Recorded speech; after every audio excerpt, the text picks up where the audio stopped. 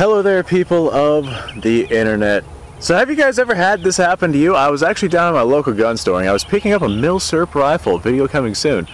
But I was picking up a Milsurp rifle and I had this, this guy. I had this guy next to me while I was, checking it out, looking at it, etc., etc. And he was talking about how he didn't like how military surplus rifles could be bought on the market because he didn't like how the United States civilian ship glorified death. Because apparently owning one of these rifles that was used in some conflict on the other side of the world is glorifying death. And I kind of scratched my head and I'm like, how is me owning this glorifying death?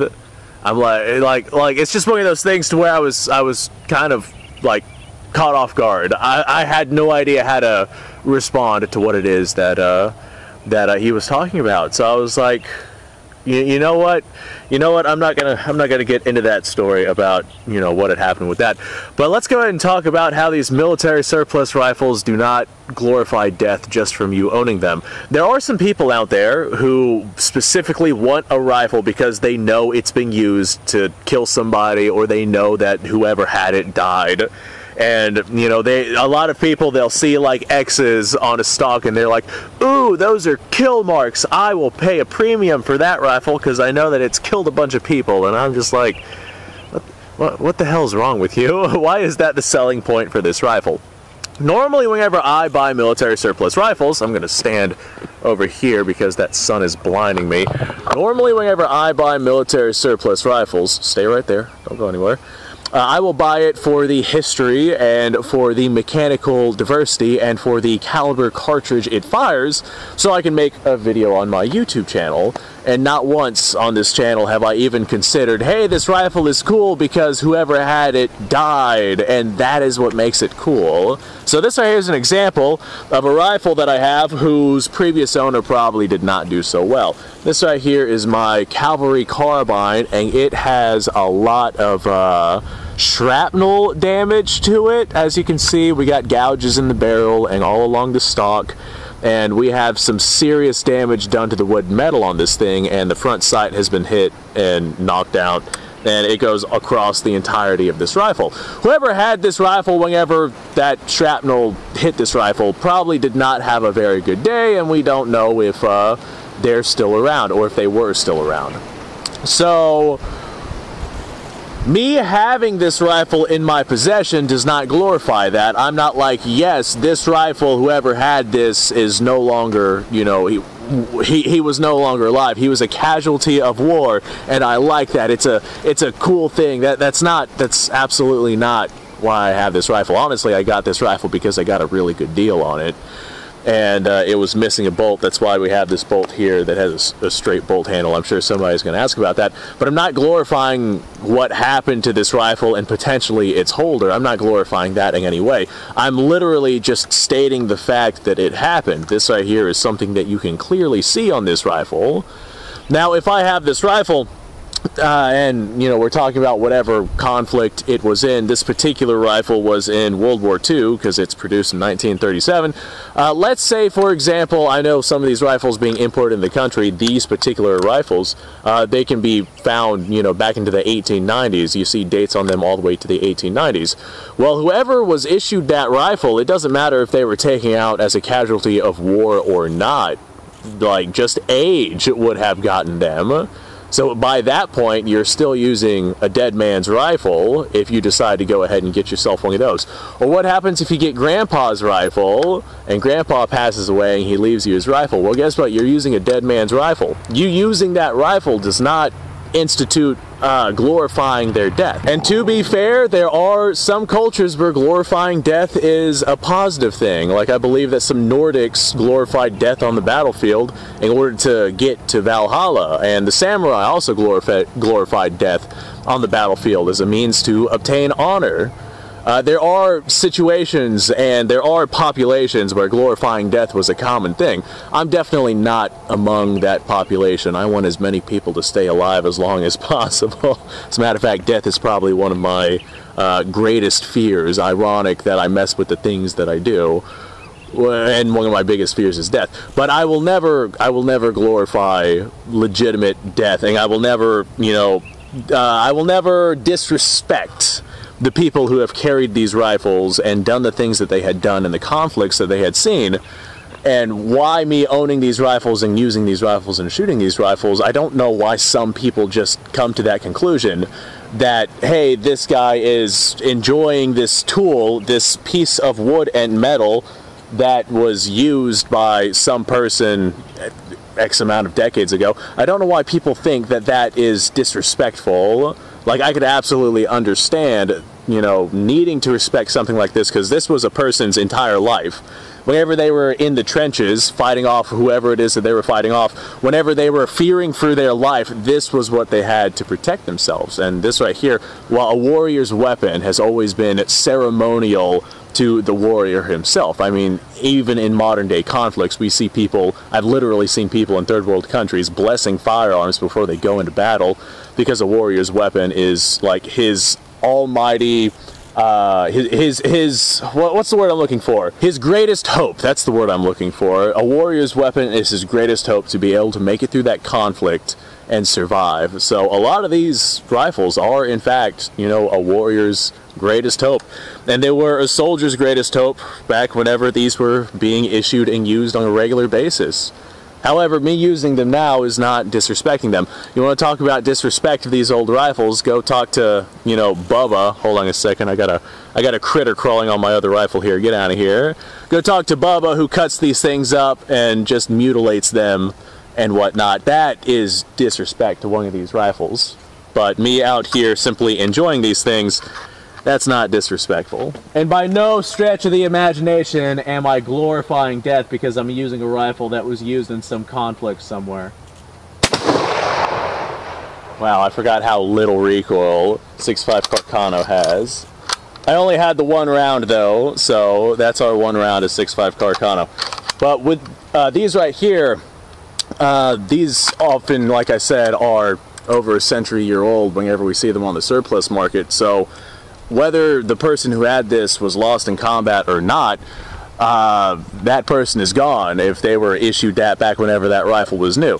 Or we have some other rifles here. This is a Mosin Nagant 9130. And this right here is actually a Finnish refurbishment. Now, anyone who doesn't know anything about these Finnish rifles, these were originally Russian rifles captured by the Finnish and used to defend their homeland. This rifle has a beautiful story behind it. However, the story is also quite gruesome. Whoever had this rifle perhaps did not have that good of a experience. So I'm not glorifying that simply because I'm using this rifle. But, well, the main reason why I use these old guns is so I can talk about the history and whatnot. The mechanical developments of these firearms, the differences between this and what the Russians were using during the time period that this was made. There's so much just history behind humans behind these guns. It's not necessarily just the firearms themselves. And I'm not glorifying what these rifles had done. I'm glorifying the history and the commitment that the people who use these rifles were able to push forward with. Ow, 7.62 by 54 rimmed is definitely way harder recoiling than that Carcano. Ow again. This rifle right here, this was made in, or this was refurbished by the Finnish in 1943. So this is the continuation war whenever this rifle was produced, and this was smack dab in the middle of World War II. So yeah, this rifle has likely seen some stuff. Not glorifying it, just stating the fact of what that rifle has gone through. Or maybe you might find yourself a military surplus rifle like this. This is a Yugoslavian 2447. I don't have a Yugoslavian M48, but that's the rifle we're going to talk about. Oftentimes, Yugoslavian M48s are in pretty good condition because whenever they started getting made after World War II, they didn't really see much use. And if you get yourself a Yugoslavian M48, especially one that's in good shape, odds are it was just kept in some warehouse somewhere. And you didn't have to worry about it getting fired a lot. And like, you don't have to worry about it having seen a bunch of conflicts. This was made after the Second World War. There's just not that much, I don't want to say not that much history behind that rifle, but those particular rifles probably have not seen all that much conflict. However, it's still a military surplus rifle, and the soldier who had it, that was still his, you know, hope in the world. But with that, ow, the Turkish 8mm Mauser sucks. But with that right there, would you consider that to be glorifying death because it was still a military service rifle, even though it probably did not see much conflict? Ow. Oh, that Turkish stuff is a fun time. But I'm curious to see what you guys have to say about it. And has this ever happened to you? Because there's been quite a few times where I'll get one of these old wood bolt-action rifles and the liberals will be alright with it, but the people who know what they are, they're like, yeah, I don't like this old wood and steel military guns. They've killed people and it makes me uneasy. And I'm like, yeah, that's definitely something that might have happened, but that's a legitimate piece of our history. I mean, these right here literally shaped the world during the 1900s. And the amount of history and development that came with these rifles, like going from muzzle loaders to these right here, there's a whole slew of history that comes with those. And I would absolutely love to get my hands on some earlier production rifles versus these right here. Like some early black powder breech loaders would be really sweet to have. As a matter of fact, I have my trapdoor Springfield. Maybe I'll make a video talking about development of rifles and whatnot. Yeah, that would be a fun time, but I'm getting off topic here. These rifles they have such a rich history behind them, and they literally shaped the foundation of what our modern world is. All of the countries that exist right now are dealing with these right here. And no matter where it is that you're at in the world, your country was dealing with rifles similar to this right here.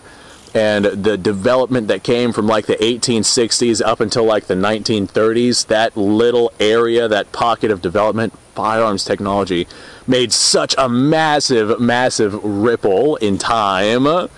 It's incredible just how far the firearms technology had come during that time period.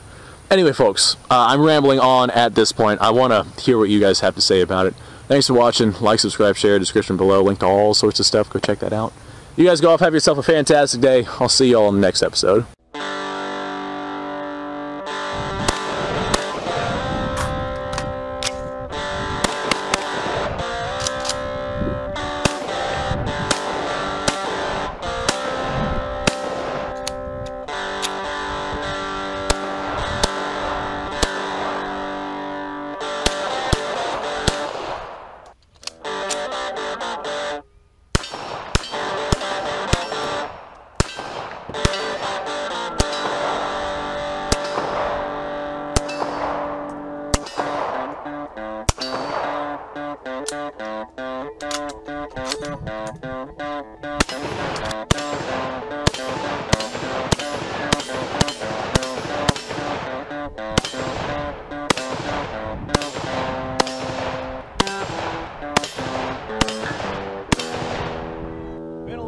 Since I've done this.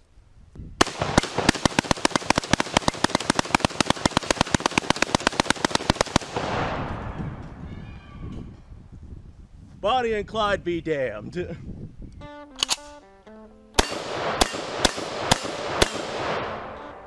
Poor man's Garrett.